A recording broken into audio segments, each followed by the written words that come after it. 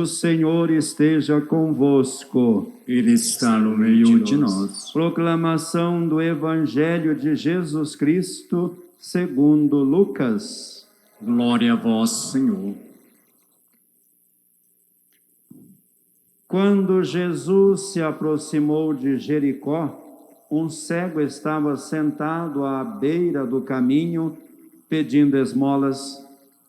Ouvindo a multidão passar, ele perguntou o que estava acontecendo.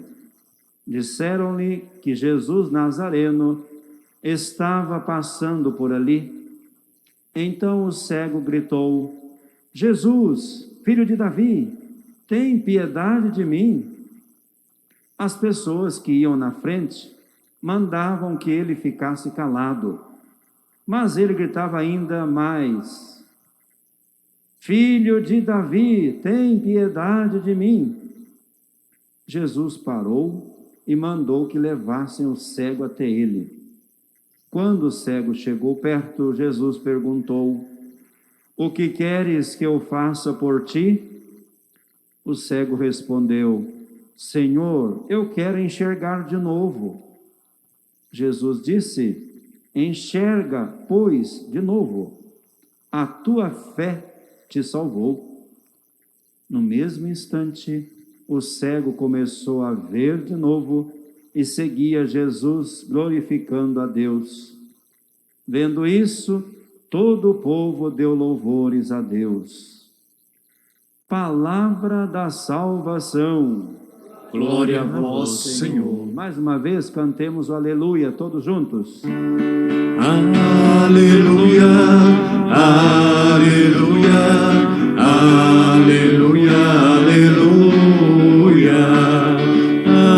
aleluia, aleluia, aleluia, aleluia.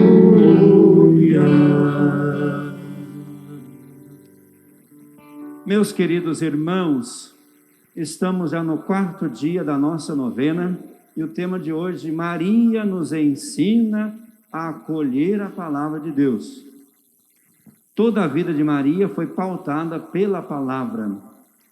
E é bom observar que no Antigo Testamento as pessoas não tinham tantas orações como nós temos hoje, tantas devoções, e a cada dia surge mais uma. Hoje é assim, né? Terço, por exemplo, nós temos uma infinidade de terços hoje, em honra a todos os santos. Alguns têm muito bonitos. Então, são devoções que vão nascendo, que vão cultivando a nossa fé, nos ajudam a, através destas devoções, chegar a Deus. Não tinham também a Santa Missa. A missa nasceu depois, com Jesus, na Quinta-feira Santa. Mas eles rezavam a palavra. E no Antigo Testamento nós temos particularmente as orações dos Salmos, compostos por Davi, 150 salmos. São orações belíssimas, orações que expressam, fazem transparecer a vida do homem, nos seus momentos de alegria, momentos de tristeza, momentos de vitória, conquista, derrota, momentos de dores. Expressa exatamente o que é o ser humano. O ser humano que muitas vezes está lá em cima, cheio de fervor, de coragem, entusiasmo, e ao mesmo tempo o ser humano que está lá nas profundezas, completamente desanimado, ou até revoltado contra Deus, brigando com Deus. São assim as orações dos Salmos, que nós padres, né, hoje também é aberto, muitos leigos também rezam as orações, a hora média, a hora da manhã, do meio-dia, à tarde, à noite.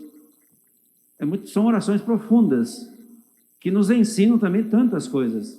E podemos perceber que os grandes homens, grandes mulheres do Antigo Testamento, estamos também nesses dias recordando algumas mulheres importantes na história da salvação. Temos muitas na Bíblia, e algumas que são figuras de Nossa Senhora. Hoje à noite vamos lembrar também a figura de Ruth. Então são grandes mulheres que se destacaram pela obediência, sobretudo pela fé, pela comunhão com Deus verdadeiro. Assim também os grandes homens, patriarcas, os profetas. E Nossa Senhora, amados irmãos, desde pequenininha, foi educada certamente ao pé da Bíblia, foi educada para conhecer a palavra, e de fato ela conhecia. São Lucas nos lembra que Maria guardava tudo no coração, por 2 vezes o evangelista lembra isso. Guardava tudo no coração, meditando, refletindo. Então vejam que não era uma pessoa comum, como qualquer outra, que não conhece nada. Ela conhecia, e conhecia muito bem a palavra, sabia muito bem, por isso que refletia, pensava. Quando o anjo lhe anunciou que seria a mãe de Deus, ela ficou perturbada, como diz o Evangelho, e não é para menos, porque ela sabia das consequências. Eu não sei se todos sabem, por exemplo, naquele tempo, a lei determinava, era uma lei, uma mulher que fosse encontrada grávida fora do casamento, vejam só, ela deveria ser apedrejada ou degolada diante da casa dos pais. E Nossa Senhora sabia disso, com certeza.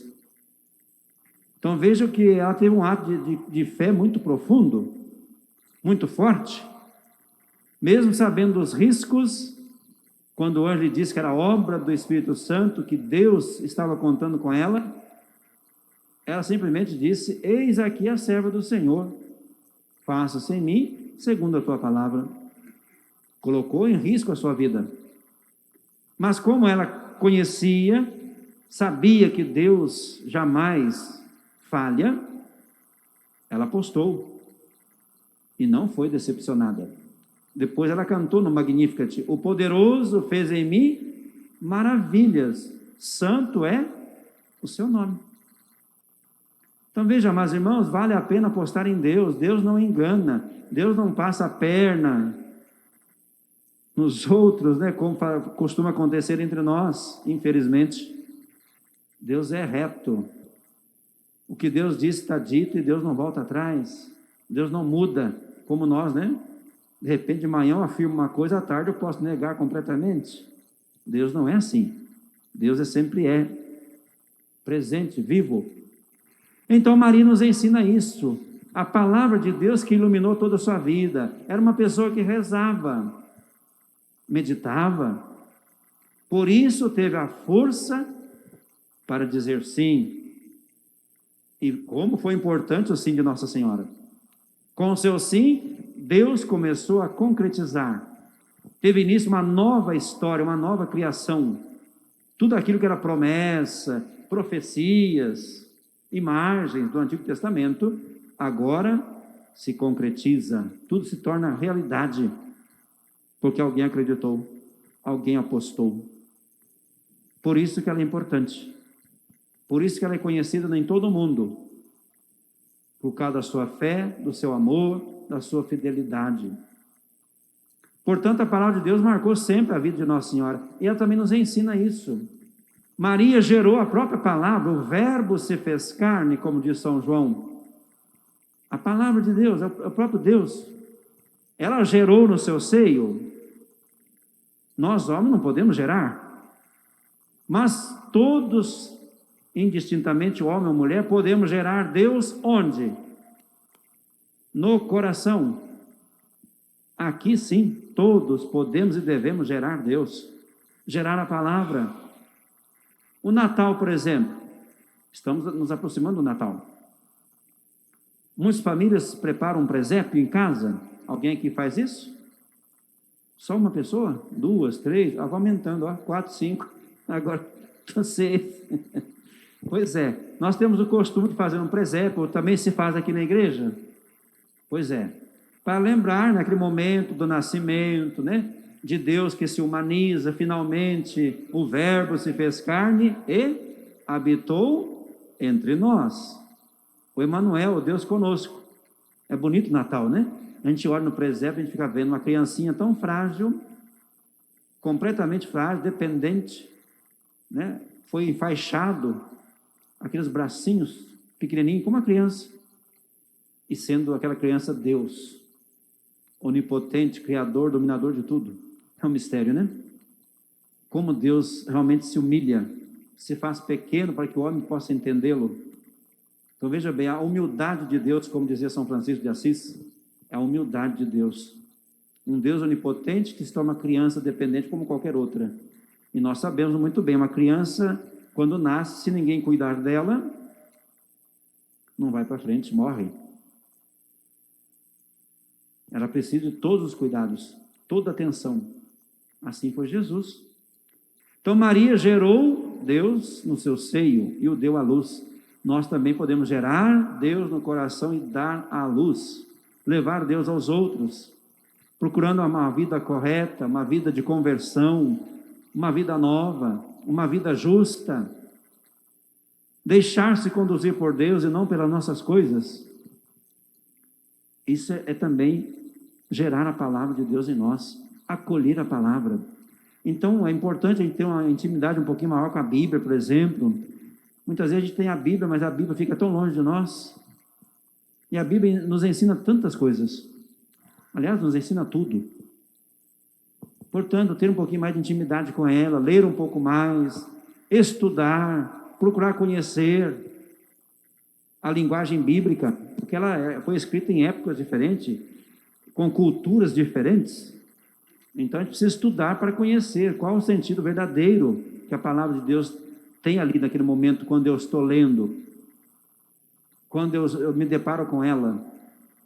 E depois, sobretudo, rezar a palavra. É chamada Lectio Divina, né? A leitura orante da palavra. Isso é muito importante. Rezar a Bíblia, rezar a palavra. Como eu dizia no início, nós temos duas mesas, a mesa da palavra e a mesa da Eucaristia. E somos alimentados nas duas palavras. Essas são as duas grandes partes da missa, liturgia da palavra e liturgia eucarística. Estamos na liturgia da palavra agora. A partir do ofertório, começamos a liturgia eucarística. Então, querido irmão, querida irmã, vamos pedir ao Senhor, a exemplo de Nossa Senhora, que a palavra de Deus possa nos iluminar, que ela possa realmente ser a nossa luz, ser pão para nós, e ao mesmo tempo sejamos cada um pão para o outro.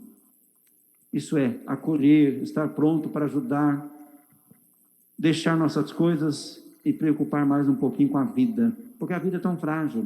A pandemia, por exemplo, quantas pessoas que foram embora, quantas famílias enlutadas, que estão sofrendo a dor dos seus familiares que foram. Então, nossa vida é um mistério. Estamos nas mãos de Deus.